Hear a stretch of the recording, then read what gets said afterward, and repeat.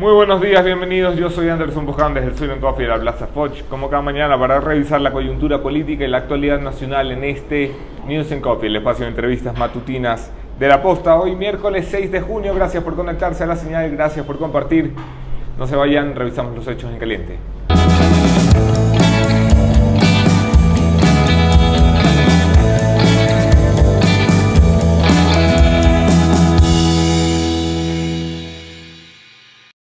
En caliente, el Consejo de Participación Ciudadana, la guillotina comandada por Julio César Trujillo, ha decidido que el Consejo de la Judicatura, después de ser cesado, debe ser reemplazado por un Consejo de la Judicatura interino, por así decirlo.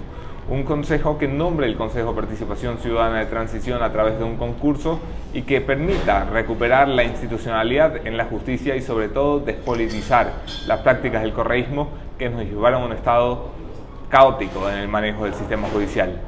En caliente también, María Fernanda Espinosa celebra ya su triunfo como presidenta de las Naciones Unidas, de la Asamblea General 73ª, que se llevará a cabo a mediados de septiembre, si la memoria no me engaña. María Fernanda Espinosa se elevó al cargo con 128 votos de 192 posibles, arrasó a la contraparte de Honduras, se convierte en la primera latinoamericana en presidir la Asamblea General de las Naciones Unidas y anuncia ya, en una entrevista con medios públicos ayer muy tarde por la noche, su decisión de dimitir, como lo había confirmado La Posta en días pasados. Los nombres que circulan alrededor de la posibilidad de cubrir la vacante de Espinosa son todos bastante óptimos, todos bastante preparados, todos con carrera diplomática. Les tendremos detalles de eso en las próximas horas antes de la asignación oficial. En caliente, finalmente, Ecuador toma una postura ante Venezuela. El gobierno ecuatoriano, que se había negado a tomar parte de la crisis venezolana, decide decir cuál es su postura. La postura es que ni reconoce ni rechaza a Nicolás Maduro. De momento, Ecuador se mantiene en el club de los que se abstienen. 11 votos ayer de abstención en contra de, bueno, no en contra, se abstuvieron de votar a favor de la resolución que planeaba rechazar la elección de Maduro y preparar el camino para la suspensión de Venezuela como miembro del organismo de Estados Americanos. Sin embargo, ha salido adelante la resolución gracias a que 19 países alineados con los derechos humanos han elevado su voz. Se necesitan 24 para que la suspensión tenga efecto, pero se allana el camino. Estamos más cerca de que Venezuela sea condenado por las violaciones sistemáticas de los derechos humanos y por llevar a cabo una elección que no fue tal. Todo esto tiene relación con Ecuador. ¿Es la hora del consenso? Se lo pregunto a mis invitados de esta mañana, la primera entrevista. La asambleísta María Mercedes Cuesta, asambleísta por la bancada de Integración Nacional, el Movimiento Fe. No se vayan, quédense por la entrevista.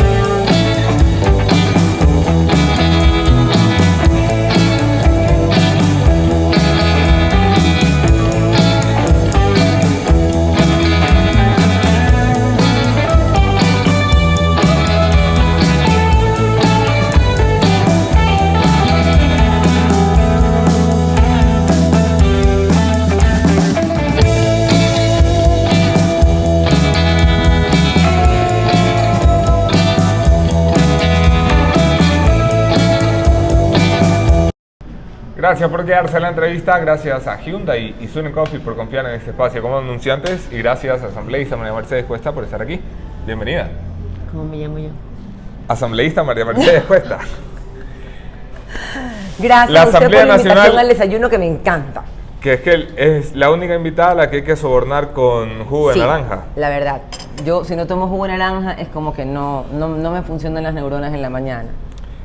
La Asamblea Nacional ha tenido ayer un doble pronunciamiento importante. El primero de ellos, déjenme arrancar con un tema que me interesa mucho por mi origen venezolano. Ha incluido a Venezuela en una resolución de apoyo y solidaridad que involucra a los pueblos de Venezuela y de Nicaragua. ¿Qué le parece aquello? Eso nos da nuevos vientos, eso nos da esperanza. Quiero felicitar a la asambleísta Paola Ventimilla, porque fue ella fue la que propuso justamente que se incluya a Venezuela, porque era solamente por el tema de Nicaragua. Entonces había que incluir a Venezuela porque hay que ser coherentes en lo que decimos, en lo que pensamos y en lo que hacemos. Entonces, si vamos a rechazar el régimen autoritario y sangriento de Ortega, tenemos también que rechazar el régimen de Maduro, la dictadura de Maduro. Entonces, la resolución salió adelante con 68 votos. Sí, salió con 68 votos, algunos se abstuvieron, otros no votaron, luego escuché a algunos defender a Maduro y yo preferí salirme del pleno. 68 a tomar votos un café. Es el número más alto relacionado a Venezuela que ha logrado la Asamblea en 11 años. Empieza a haber un cambio en el país. Empieza a haber un cambio y sobre todo empieza a haber una conciencia de realmente pensar en lo que es correcto y no simplemente estar alineada a un partido político o a una ideología sin una verdadera ideología, porque para mí eso es el régimen de Maduro. El régimen de Maduro son unos asaltantes que están en el poder y obviamente asesinos que han matado a estudiantes y han apresado no solamente activistas, o sea, a la gente que tuitea, a la gente que toca el violín en la calle, o sea, un violador de derechos humanos. Entonces creo que la gente comienza a despertar. Pero también, ¿por qué? Porque el mensaje ya también cambió. Sin ser tan directo, el presidente Lenin ha dicho lo que sucede en Venezuela es una barbaridad. Entonces eso le da las pautas también a su bloque, ¿no? Para aprobar una resolución como la que se aprobó. Ayer se anunciaba por la tarde, casi noche, en boca de José Valencia, el embajador del Ecuador ante la OEA, ante la Organización de Estados Americanos, un diplomático de carrera, habrá que mirar ese nombre, se declaraba que Ecuador solicitaba o proponía que se realice una consulta popular para que sean los venezolanos los que decidan si ha sido legítima o no la elección de Maduro, una consulta popular que tenga todas las garantías internacionales de observación electoral. ¿Qué le parece la propuesta del Ecuador? A ver, me parece una propuesta buena, pero que solamente se quede en la propuesta, porque recordemos que Venezuela está tomado por los chavistas. ¿Usted no cree que puede haber elecciones libres? Yo no creo que hay posibilidad de que haya elecciones libres en Venezuela mientras siga la señora Tibisay Lucena ocupando el lugar que ocupa en el Consejo Nacional Electoral. ¿Qué propone entonces? ¿Una intervención militar? No propongo una intervención militar, no creo en las intervenciones militares. Creo que no se puede tratar de hacer un bien haciendo más daño.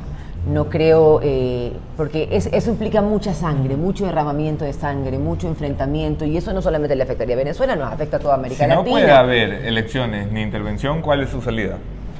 La salida es la renuncia, y yo creo que ahí deben unirse todos los países para cercar un poco no cercar un poco, cercar totalmente a Maduro para que se vaya. Tiene que irse. Durante 50 años Cuba estuvo bloqueada y se le pidió la renuncia a los Castro. El tema es nada, siguen ahí. El tema es, bueno, ya no sigue Castro, siguen sus discípulos, pero en todo caso siguen con el mismo régimen. En todo caso, yo pienso que él jamás va a salir, porque si sale, se va preso. Entonces esto es muerte o patria, como decía Chávez. O sea, o me muero o... No puede salir de Para dejarlo claro, venezolanas. La postura que ha tomado el Ecuador, el presidente Lenín Moreno, ¿le parece que tiene un cambio con la que había mantenido y sobre todo, ¿le parece positiva? Sí, me parece positiva. O sea, no creo que todavía es como muy frontal, pero respeto a las formas, cada uno tiene sus formas. Quizás yo digo las cosas sin filtro, él pues las dice de otra manera, pero sí es un cambio, y es un cambio radical. O sea, yo cuando Escuché a Lord Voldemort decir que había una democracia en Venezuela cuando fue incluso a la posesión de Maduro. O sea, no le puedo decir lo que quería hacer porque lamentablemente estamos en un horario en que la gente está desayunando y no puedo decir esas cosas. El otro gran consenso en la Asamblea Nacional ayer fue el consenso por el CETET o la CETET, que reunió 101 votos. Ya vamos a hablar de eso, pero como estamos hablando de relaciones exteriores, me gustaría traer a la mesa a María Fernanda Espinosa. Usted sí que me pone a y mí su nombramiento como presidenta de pero la usted Asamblea me invitó a General de la hablar de ONU. otra cosa. Sí, pero es que bueno, Usted hemos me empezado habla por la otro lengua, tema. A usted le encanta hablarme la lengua. Bueno, tiene usted que hablar de los políticos que tiene que fiscalizar, ¿no? Sí, pero a usted le encanta hablarme la lengua. Juicio político María Fernanda Espinosa, ¿debe seguir o no? Debe seguir. ¿Por qué? Debe seguir porque lo que ha vivido el Ecuador en los últimos meses no es delincuencia normal, no es un caso fortuito. Estamos hablando de 4 militares muertos, 3 periodistas asesinados y 2 secuestrados de los que aún no tenemos ninguna noticia. Esa es la razón principal. ¿Por qué no llevan a juicio político entonces a César Navas y a Patricio Zambrano Porque en Congo? ellos por lo menos hicieron una investigación. No le digo que lo hicieron de la manera adecuada, creo que no sabían cómo hacerlo. Había un total desconocimiento de la manera de tratar con narcoguerrilla. Pero la señora no cumplió con sus obligaciones. La señora se ha dedicado a pasear. Zambrano y Navas sí. Se ha dedicado a pasear. Zambrano y Navas sí cumplieron con sus obligaciones. A ver, yo no le puedo decir que hicieron lo correcto. Porque No, yo creo que había pero cumplieron con sus obligaciones. Por lo menos en las formas hicieron lo que tenían o lo que creían que tenían que hacer.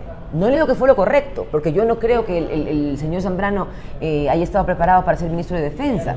Yo creo que había un total desconocimiento de cómo actuar. Yo que hubieran hecho ese caso, pedir ayuda. Lo que me preocupa Porque es si por yo qué no sé medimos cómo con una actuar en vara a algo, María Fernanda Espinosa y con otra vara a Zambrano y a Navas, que fueron parte del mismo club de porque no incompetentes. desaparecieron. La señora desapareció. La señora desapareció. O sea, yo no soy funcionaria de carrera, pero si usted me pregunta a mí, ¿qué hubiera hecho usted si hubiera estado en el lugar de la señora Espinosa? Yo hubiera estado sentada al lado de la canciller colombiana y no hubiera regresado sin los cuerpos de los ecuatorianos. No me hubiera movido de ahí. Esa era mi obligación. Y no es una obligación política o una obligación por el cargo, es humanidad. Entonces, si nuestros ministros no tienen la más mínima sensibilidad ante la desgracia humana de los ecuatorianos, o sea, la mujer que representa a los ecuatorianos ante el mundo, entonces ¿de qué estamos hablando? La última vez que estuvo aquí, le pregunté por la manía que tenía la Asamblea Nacional de llegar tarde a los procesos de fiscalización. Tarde cuando juzgaron a un contralor que ya estaba prófugo, tarde cuando juzgaron a un superintendente de comunicación que ya estaba caído y cesado, tarde cuando ni siquiera se atrevieron a llegar hasta un vicepresidente que está preso. Ahora tiene un juicio político en marcha contra María Fernanda Espinosa y contra Gustavo Yagui del Consejo de la Judicatura. El segundo se ha caído y la primera está por renunciar en las próximas horas. Pregúntele a usted por qué se demora la comisión de fiscalización. Ahí es donde debe preguntar. Debería preguntarle a usted, que es asambleísta. Yo también lo pregunto. ¿Qué le dicen? Nada, que están mire, la palabra más repetida o la frase más repetida es hay que cumplir con el debido proceso. Yo estoy totalmente convencida de que hay que cumplir con los debidos procesos, pero no nos escudemos en esa frase para retrasar las cosas y para tapiñar las cosas y para encubrir a los amigos. ¿Usted cree que no se van esas mañas de encubrir a los amigos? No, no se van. No se van. Todavía siguen enquistadas en algunas personas. ¿Y de quién es la culpa? De esas personas. Son ¿Quiénes son? responsables. ¿La presidenta de la Asamblea, Elizabeth Cabezas? No creo que pase por su lado. Yo he visto por lo menos una diligencia en ciertas acciones y en ciertas decisiones que ha tomado Elizabeth Cabezas, que respeto mucho y que valoro mucho, y creo que, por ejemplo, que nosotros podamos pedir información ya sin que pase por... Carrión de la mesa de fiscalización. Mire, yo trato en la vida que no le gusta pelearse de llevarme con sus amigos, bien, ¿no? con todo el mundo. Es que no es que son mis amigos, son mis colegas. Bueno, yo sé que no le gusta pelearse con los colegas, pero si usted dice que hay responsables, pues dígalos con nombre y apellido. Yo tengo la total convicción que a la asamblea no fui a ser amigos. Y tampoco voy a buscar enemigos. si encuentro personas valiosas ahí en todo este tiempo, qué maravilla. Y yo creo que Dios me las pone en el camino. Pero sí, creo que hay responsabilidad de miembros de la Comisión de Fiscalización, como es el caso de María José Carrión, como es el caso de Silvia Salgado. Y ojo, siempre lo que digo no lo digo a nivel personal, porque hay gente que se toma las cosas de manera personal. Estamos hablando de política. ¿Cómo le cuesta la crítica, no? Es que no es que me cuesta la crítica, sino que yo no tengo esa facilidad que pueden tener otras personas para hacerle daño a otras personas, quizás con sus palabras. Yo trato de cuidarme mucho en eso. Trato de ser muy responsable en lo que digo. Y yo no tengo nada en contra de la señora Carrión. Me saludo con ella todos los días. Pero no está haciendo su trabajo. Pero no creo que se quedó con las mañas del correísmo. O sea, una cosa es lo que se dice y otra cosa es lo que se hace. Asamblea Nacional, llegaron a un consenso, 101 votos, una votación altísima, 101 votos de 137 posibles, no sé cuántas había presentes ayer en el CETEP. ¿Cómo cambia esto en la política de prevención de drogas? Mire, he llorado de la felicidad. No se puede imaginar cómo lloré de la felicidad. No me imaginé que iba a tener el respaldo que tuve. Y eso sí me deja a mí un buen sabor. Y un buen sabor de sentir que las cosas están cambiando. Y están cambiando en todos los bandos, en todas las bancadas. La primera persona que se me acercó ayer fue Soledad Buendía, a decirme, tienes mi voto. Y así muchos asambleístas que jamás me imaginé. Por ejemplo, el respaldo de Marcela Guiñaga, que lo agradezco públicamente. ¿Por qué? Porque si todos los asambleístas no estamos cobijados por la misma bandera, que es la única que nos debe cobijar, que es la bandera del Ecuador, y trabajar para defender a nuestros niños y nuestros jóvenes, debemos irnos a nuestra casa. Aquí, el tema de prevención de drogas, ¿qué cambia a partir de la votación de ayer? El tema de prevención de drogas, Anderson, es algo que no se puede politizar de ninguna manera. Hemos tenido 2 talleres en menos de un mes con expertos internacionales, una señora que vino de Viena, un chileno, una mexicana, un colombiano, expertos en el tema. El tema de drogas no es un tema político, es un tema humano, porque es un problema socioeconómico de una consecuencia humana dura, trágica. Entonces, es algo que realmente ayer me conmocionó hasta las lágrimas ver cómo todos nos unimos en lo mismo. ¿Qué cambia? ¿Qué cambia? Que ya no se pueden hacer las cosas de la manera del Correato, pues. O sea, Correa violaba permanentemente la Constitución y las leyes que él mismo creaba y que la Asamblea aprobaba. Entonces la premisa de esto, más allá de las personas, está defender la institución. Y la premisa de eso es que usted no puede, por un decreto, derogar, o mejor dicho, eliminar una secretaría que fue creada por una ley orgánica. Entonces, el procedimiento no fue el correcto, porque el procedimiento debió haber sido mandar un proyecto de ley reformatoria para eliminar la secretaría. No se hizo. Entonces, señores del gobierno, yo, con todo respeto, les digo, piensen mejor las cosas antes de hacerlas. No, ya no estamos en la época de Correa, ya eso ya pasó. ¿Por qué es necesario tener una Secretaría Técnica de Drogas? Porque necesitamos trabajar autónomamente e independientemente. No podemos estar adscritos a un ministerio. ¿Por qué? Por ejemplo, el Ministerio de Salud. El Ministerio de Salud tiene muchos frentes, tiene todos los hospitales del país. Y todos los hospitales que tienen sus problemas. Hay afiliados que se quejan de falta de medicinas, hay afiliados que se quejan del maltrato. Por ejemplo, tenemos equipos de primera, de punta en algunos hospitales, pero no hay especialistas quienes puedan hacer una evaluación del examen que están haciendo. Entonces, ¿cómo es posible que usted tenga? Entonces, como la ministra es incompetente, hay que crear una nueva... hay que mantener un organismo burocrático. Yo no he dicho, y no ponga palabras en mi boca, no he dicho que la ministra es incompetente. Lo digo yo. Yo he dicho que es un ministerio complicado. Lo que sí digo es que la ministra, el gobierno, porque también es el gobierno, no le han dado la importancia del caso al tema de drogas. Señores, tenemos la droguería en la frontera. Los tenemos metidos en el Ecuador. Tenemos un problema gravísimo de consumo de drogas, de microtráfico. Estamos hablando de niños que comienzan a consumir desde los 8 años. Entonces, la prevención es importantísima. Porque si queremos ahorrar en tiempos de vacas flacas, como dice los señores del gobierno, ahorremos. ¿Y cómo se ahorra? En prevención. ¿Qué cuesta menos? ¿Curar a un enfermo o que no se enferme? Que no se enferme. Le pregunta Eduardo Francisco Sánchez, ¿se debe eliminar la tabla de consumo? Mire, lamentablemente, le voy a decir honestamente lo que yo pienso. Yo fui una de las personas que estaba en contra de la tabla. Eso cuando no me había metido totalmente en el tema de drogas. Entonces es muy fácil decir o echar la culpa a la tabla per se.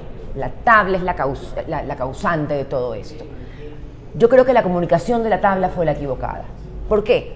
Porque la tabla, la así llamada tabla, era una herramienta netamente judicial, que fue comunicada de manera errónea y para mí hasta a propósito, para que los jóvenes piensen que era una tabla de consumo. A mí me permiten consumir hasta tanto, o deporte de droga.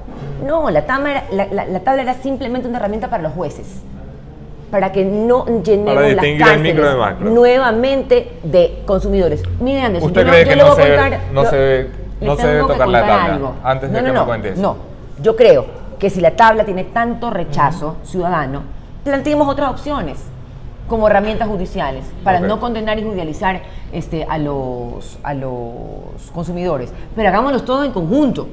No utilicemos el tema de la tabla como un discurso político, porque hay que conocer bien el tema. Yo no soy una experta, pero sí me he preocupado por investigar y sí me he preocupado por prepararme en el tema. En menos de 2 meses hemos tenido 3 talleres.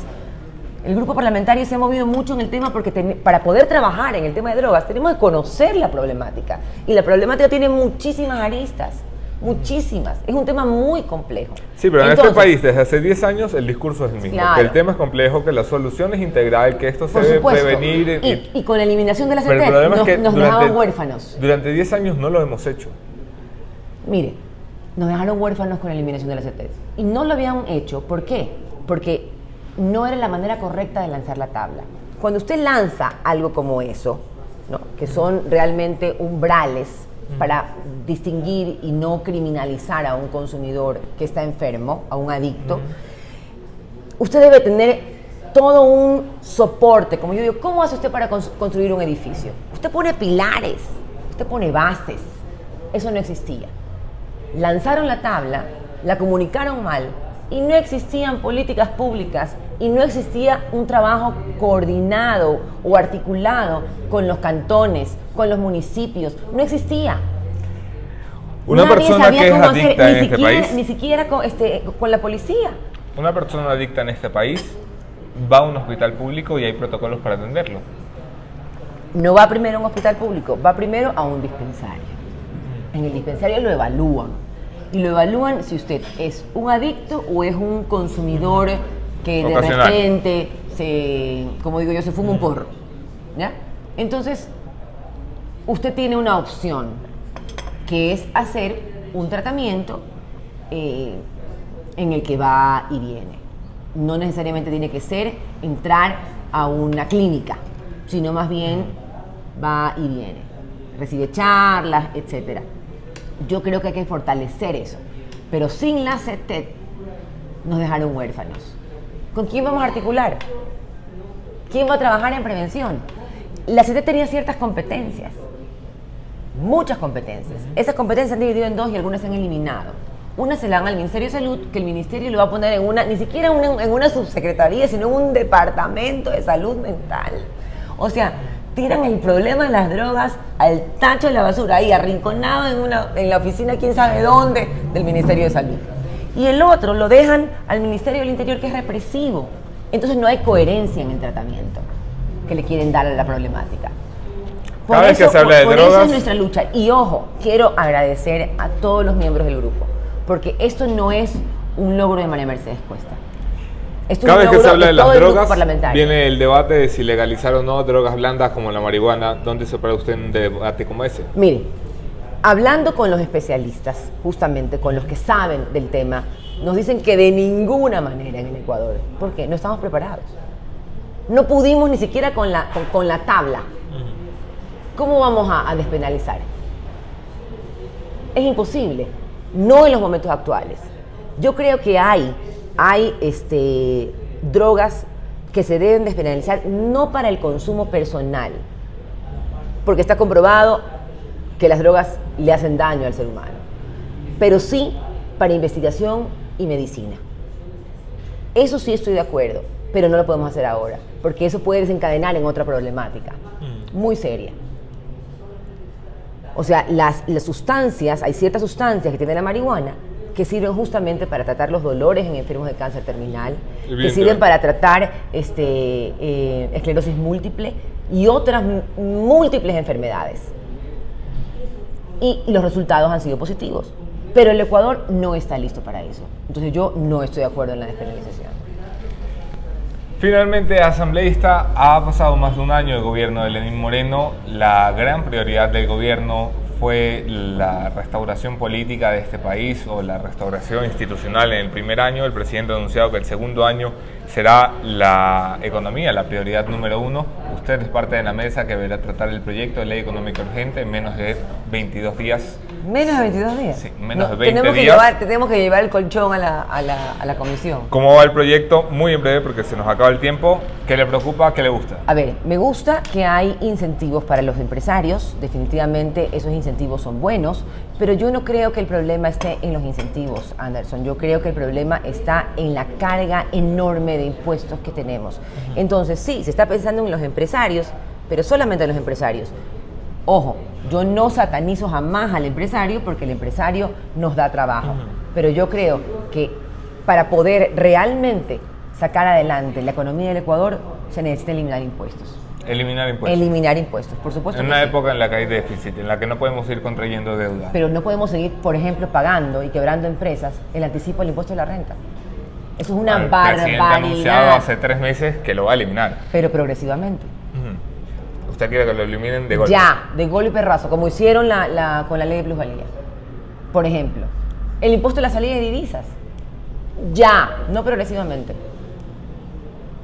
Ya. ¿Cuál es la base técnica para un planteamiento así? No solamente los empresarios. ¿Cuál es la base técnica para un planteamiento así? Que es mejor eliminarlo de golpe y no gradualmente según el desempeño de la economía, como la propuesta presidencial. Yo no soy economista, pero no, sí yo me he reunido, gracias a Dios, tengo su formación, entonces a mí me gusta escuchar absolutamente a todos. Me he reunido con economistas de todas las ideologías, ¿no?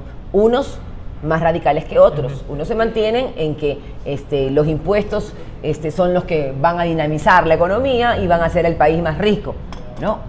Porque ponen como ejemplo a otros países, ¿no? Como países europeos, a quienes les ha costado un proceso quizás no solamente de años, sino de siglos en construir una economía sólida. Pero me he reunido con algunos de ellos y todos coinciden en lo mismo, la carga tributaria es muy alta. Entonces, claro, usted le va a dar incentivos a los empresarios y a la clase media, a usted y a mí. Bueno, hay incentivos para las microempresas. Para las microempresas. ¿Pero usted es microempresario? Sí. ¡Ay, qué bueno! Yo no. Está en la posta, es una microempresa. Ah, sí, yo no. Entonces, y tengo mucha gente... La idea es que precisamente gente que no es microempresaria pueda volcarse con los incentivos a formar es que haya más liquidez en el mercado. Porque ¿qué clase de incentivos se le da a la clase media?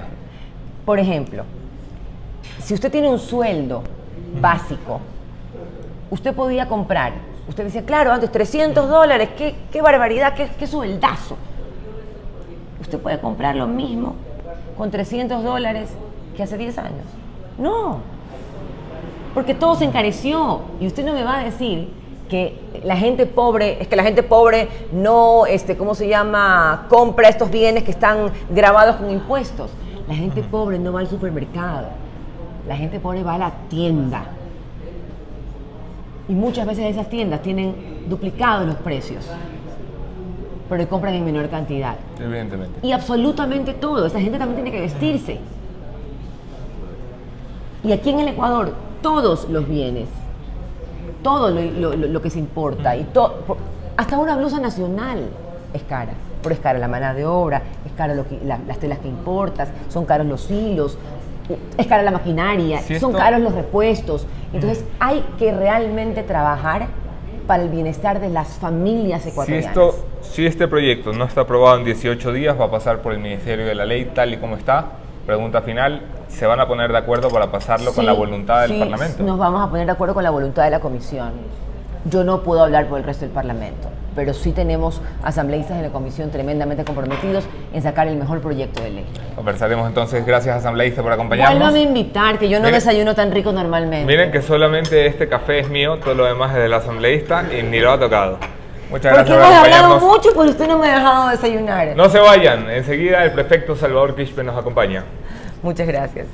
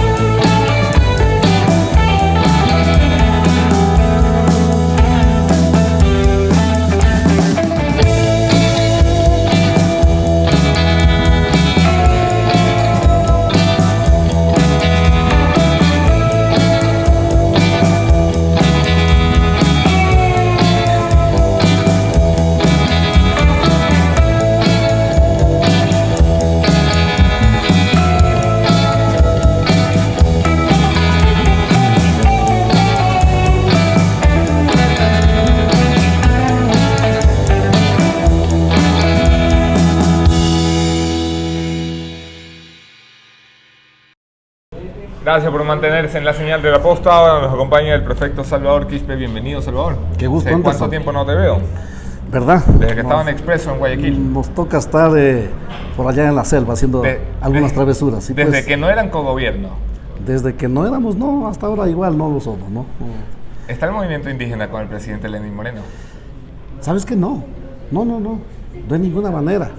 Que hay cosas que hay que coordinar y que hay que exigir y que hay que entrar en la onda del Ecuador, obviamente que es así, pero el movimiento indígena está bastante molesto con el señor presidente de la República porque nos han ofrecido resolver algunos asuntos que tienen que ver con el territorio, que tienen que ver con la naturaleza, los derechos de la naturaleza, los derechos colectivos, los derechos del agua. Se inició un diálogo por allá por julio 2017 y no hay resultados. Entonces la última asamblea de la CONAIE resolvió, si esto no tiene frutos, entonces habrá que ver qué se hace. ¿Está decepcionado del proceso de diálogo? El proceso de diálogo no ha dado resultados, eso lo sabemos todos, ¿no? Pero claro, no por eso nosotros podemos correr al diálogo. El diálogo es necesario, aquí en cualquier parte del mundo. Me parece que una de las principales herramientas para resolver cualquier diferencia es conversando. Pero no podemos vivir conversando otros 500 años, tenemos que encontrar también resultados. Entonces ahí es donde se sienta la preocupación y bueno, estamos ahí a la espera, ¿no? Que ojalá haya todos estos movimientos, cambios de gabinete, todas estas cosas. ¿Cuál es el siguiente paso que esperan de la presidencia? A ver. En materia de diálogo, quiero decir, ¿qué esperan que concreten? Hay varios temas, muchas gracias, hay varios asuntos, pero el tema más preocupante, y creo que no solamente para los indígenas, ¿no? Me parece que es un asunto de demanda nacional. Hoy en día, Anderson, hay una corriente planetaria en el sentido de cuidemos el ambiente. No olvidemos que la juventud propuso una consulta popular por el tema Yasuní. No fue una propuesta indígena, fue una propuesta Correcto. de la juventud ecuatoriana, más allá de que el gobierno de turno no le dio el espacio, pero esa es una corriente planetaria a la que nosotros también le hacemos fuerza, porque si el ambiente está mal, si nuestra Pachamama está mal, si nuestros ríos están contaminados, entonces, ¿de qué vida estamos hablando? Por eso lo que queremos es resultados sobre ese tema. Y cuando vemos cómo las empresas mineras, las empresas petroleras vienen a nuestros territorios y le mandan el cuchillo por donde quiera, y mientras agarras lo que puedes al mejor estilo de hace 400, 300 años, entonces... Se está respetando la voluntad popular de no tener minería en centros urbanos. Pero en los centros urbanos. En los centros urbanos. Pero en el Ecuador hay un alto porcentaje de población rural. Y aquellos, bien por los centros urbanos. Me alegro por las ciudades, por los pequeños poblados, ya donde se supone no va a haber por mandato de la consulta. Y los que vivimos en la parte rural, ¿acaso que tenemos que este rato olvidarnos de nuestros campos para evitar ser afectados por la minería? Todos venir a las urbes. ¿Qué tipo de políticas están dictando? ¿Cuál es la propuesta del movimiento particularmente? Que no haya minería. No, tampoco hemos dicho eso nosotros. ¿No? Al menos en mi provincia, allá en Zamora Chinchipe, se ha hecho minería tradicionalmente, ¿sí? Pero no por eso hemos dicho vamos a hacer minería por donde quiera. Lo que hemos planteado, hablo de mi provincia, ¿sí? Y creo que debería tener su criterio igual para el Ecuador. Debería hacerse una planificación. Anderson, no existe planificación. Se ha entregado concesiones mineras al que lo pide. Y el que pide no está viendo planificación, solamente le pone el ojo a cierta área, hacen los papeles, van al Ministerio de Minería, se lo piden, el ministerio se lo entrega. No importa si es un cementerio, no importa, ahora ya no, pero hasta hace poco no importaba si era el parque de una ciudad. Hubo un cambio en el Ministerio de Minería precisamente porque hubo un escándalo por la entrega de licencias y permisos para explotación que iban más allá de la promesa del presidente. ¿El cambio ha favorecido en el Ministerio de Minería para frenar esa libertad con la que se explotaba centros urbanos, rurales y no poblados en este país? Claro, se supone que a partir de la marcha del Puyo, que llegó a Quito el 11 de diciembre, se suspendió la entrega de nuevas concesiones. Pero a renglón seguido también vimos que el exministro de Minas, Córdoba, incluso la que se quedó encargada hasta hace poquito, Illescas, a espaldas y desobedeciendo la palabra del presidente, siguieron entregando otras concesiones. Eso da cuenta de que aquí no hay un criterio de Estado, aquí hay un como quién rifa, quién se lleva la rifa primero. ¿Cuál es su percepción de Carlos Pérez, el ministro de Recursos No Renovables, creo que es no del ministerio? Mire, yo no veo en el gobierno en general y en el ministro Pérez una intención de planificar. ¿Qué es lo que nos han dicho? Prefecto, ya no podemos dar marcha atrás porque ya hemos entregado y eso ya está como generado los derechos y que eso hay que respetar y punto. Si eso es así, estamos fregados porque está entregado todo. Solamente se quedaría sin efecto donde están las áreas urbanas y áreas protegidas. El resto, todo está entregado. Yo creo que aquí nos toca tomar una decisión valiente, ¿sí?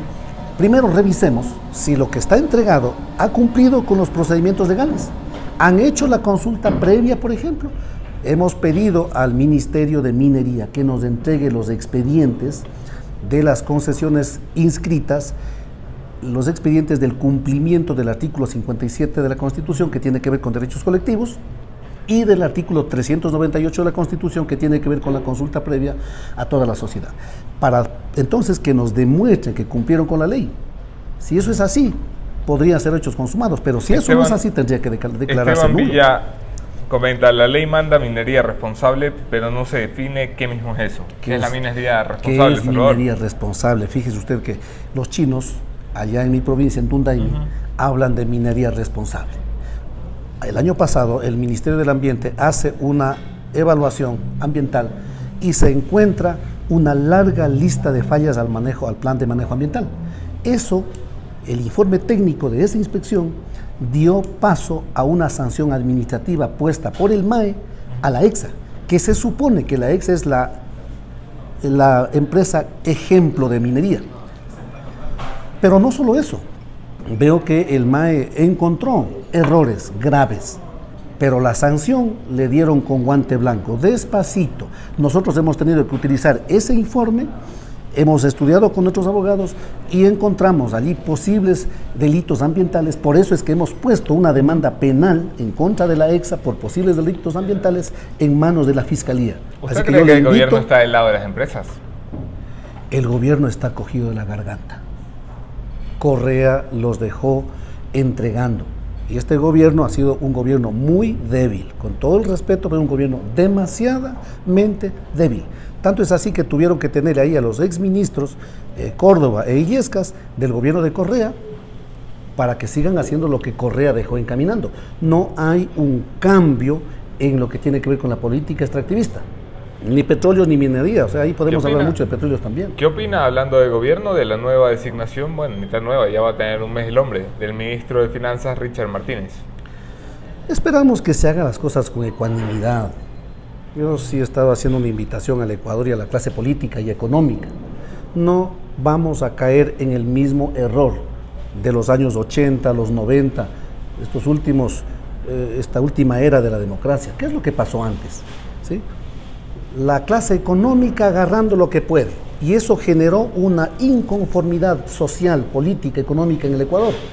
Y por esas desigualdades generadas, se generaron todos los problemas y el Ecuador clamaba por alguien que venga a salvar de esos problemas. Y de repente asomó un mesiánico llamado Rafael Correa, con el cuento de ser un gobierno del pueblo, de la izquierda, y ya sabemos lo que pasó. Pero a mi manera de ver, ¿quiénes son los responsables para haber abonado un terreno para que haya llegado luego un mesiánico y haga lo que hizo? Los que estaban anteriormente. Si los que estaban anteriormente no hubiesen andado con la aplanadora y todas esas cosas que vimos en los 80, en los 90, todo el salvataje bancario, todos esos asuntos, tal vez no se hubiera abonado el terreno para que más luego llegue un cualquiera y haga lo que hizo en la década pasada. No volvamos a caer en eso. A mí me parece bien, nosotros los pueblos indígenas hemos planteado, Anderson, construir un Estado que reconozca esas diversidades, en el orden político, en el orden social, en el orden económico, en el orden cultural. Pero hagamos de eso. Hoy como que de repente empezamos a ver otra vez, ¿no? Cuidado con los indios, allácito nomás, con todo el respeto, pero por varios temas venimos buscando algunos espacios en los medios convencionales, queremos dar nuestras opiniones y no hay cómo. Se ha convertido en un muro imposible. Yo agradezco aquí a la posta que nos invitan a conversar sobre esto. Toda la vida, bienvenido, pero Salvador. Los medios convencionales, sobre todo los grandes, yo no sé qué pasa, ¿sí? Si se vuelve a repetir la historia de segregar a los unos y solamente dar paso a los otros, podría ser que empiece a generarse otra vez un terreno abonado para que en cualquier momento venga otro Rafael Correa y hagan lo mismo. Y entonces vamos a estar arrepentidos otra vez. Y el Ecuador no sale, sino que solo da la vuelta al mismo vaivén. Hay que superar esto. El Ecuador es diverso. Por eso yo personalmente respeto la designación del ministro Martínez. Más allá de la ideología a la que responde. ¿Qué opina del proyecto de ley económica que ha presentado el ministro Martínez con incentivos para las grandes empresas, una remisión tributaria que perdone a los grandes deudores al servicio de rentas internas, al menos sus intereses y multas? Son políticas totalmente contrarias a las que siempre ha defendido el movimiento de los pueblos indígenas. Para aquel sector. Bien, si eso va a permitir reactivar la producción y reactivar la economía, entendida la economía social, pensada en los ecuatorianos, bien. Si esa propuesta es una política para dar un espaldarazo a sus colegas, olvidando a los millones de ecuatorianos que estamos en todo el territorio nacional como hormiguitas trabajando para el consumo interno, para las exportaciones, en fin, mal. Y entonces yo creo que no es suficiente. Yo le pregunto al ministro Martínez, al propio presidente Moreno, ¿cómo están pensando reactivar la producción en todo el territorio? Fíjese usted, Anderson, este rato hay millones de jóvenes que buscan impulsar su emprendimiento. Tienen muy buenas ideas. Al momento de querer emprender en ese emprendimiento, resulta que no tienen el efectivo, no tienen el capital. Como no tienen el capital, inmediatamente se piensa en un crédito. Vamos a ver el crédito y nos topamos con créditos, en el caso de los microcréditos, de hasta el 28%. Sí. Ese tema nos asusta. Nadie entonces quiere meterse a un crédito. retrocedemos, la iniciativa se muere.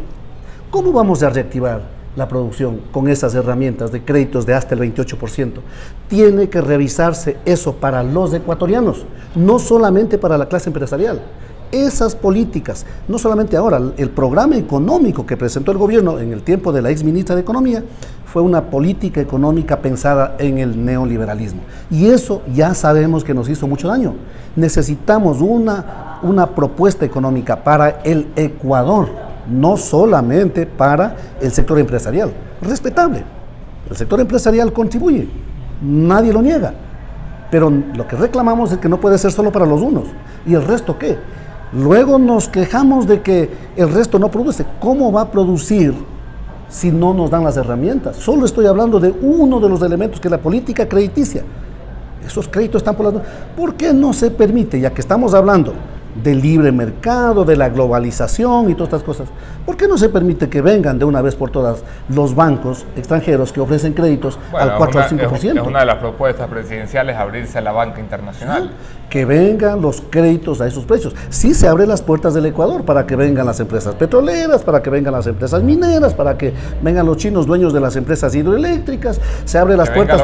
Se abre las puertas para que venga Carlos Slim y se adueñe de nuestros bolsillos cuando le compramos los saldos para los celulares. Se abre las puertas para todos ellos. No se abre las puertas para que venga un crédito al 3 al 4%. Entonces, cuando les conviene se habla de libre mercado, se habla de la globalización, y cuando no les conviene se cierran las puertas para cuidar los intereses de los dueños del sistema financiero privado ecuatoriano.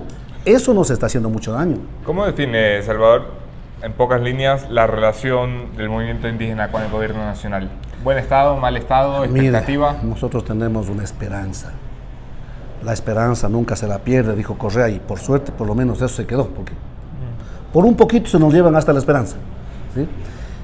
Nosotros tenemos esperanza, obviamente, de que el gobierno va a ir tomando corrección. Me parece que ha hecho un trabajo desde el punto de vista político, de devolver la institucionalidad, de devolver un poco la democracia, la consulta popular, los efectos de la consulta, el Consejo de Participación Ciudadana y Control Social Transitorio, lo que está haciendo el Consejo. Saludamos, felicitamos y le deseamos mucha suerte y mucha fuerza para que sigan adelante. En lo político, me parece que está recuperando esa estabilidad. Pero en lo económico, en lo social, Anderson, vamos a ver cómo están las calles llenas de gente sin trabajo, sin empleo. Y eso conlleva a otras cosas, delincuencia y esos asuntos. Eso no se resuelve poniendo policías, eso se resuelve poniendo la atención al campo, sobre todo. No podemos esperar resultados del diálogo toda la vida, dijo al principio de la entrevista Salvador. ¿Tiene un plazo límite? No hay plazos, es ya. ¿Qué podemos esperar? Estas cosas son inmediatas. Tenemos que seguir trabajando, tenemos que dar resultados, tenemos que darle respuestas a la gente. Los estómagos no esperan. Si esto no es un asunto de ideologías, no es un asunto de principios, no es un asunto de teorías, es un asunto de la vida diaria. Y la vida diaria, los estómagos no esperan, los niños no esperan, la enfermedad no espera. Esto es inmediato. Yo le invito al señor presidente de la República, hagamos una gran minga nacional, pero en serio, para reactivar, por ejemplo, una agricultura a la altura de estos tiempos. Una agricultura técnica, pero también una agricultura limpia. Miren, de eso yo le traigo aquí una pruebita de lo que hacemos en Zamora Chinchipe, ¿sí? Un cafecito que se está produciendo allá. Bueno, esto ¿sí?